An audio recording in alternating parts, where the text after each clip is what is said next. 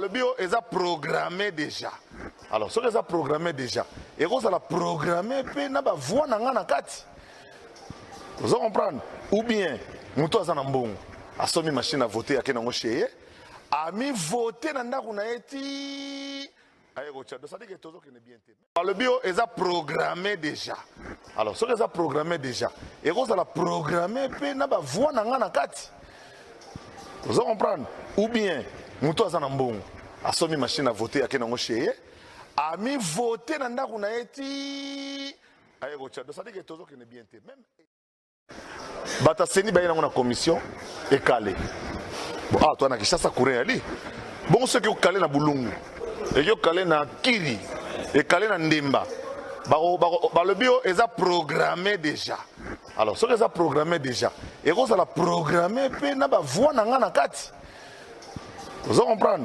Ou bien muto azanambong a somi machine à voter à kenango cheye a mis voter nanda kuna eti. Même États-Unis d'Amérique, à ta France, à ta Belgique, on va payer avec la démocratie. Ça la vote, il y a papier, il y a maboko, tozo compter, comptage manuel. Pour la vote électronique, comptage manuel, les athées, recourir. Comme il passe, c'est compliqué.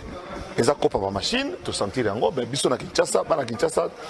To sengi que to zongela modèle ya vote na biso o écouter na Sun City pour ezali proportionnel pour ezako permettre que mutu o population poninde aya na parlement et non pas muto machine.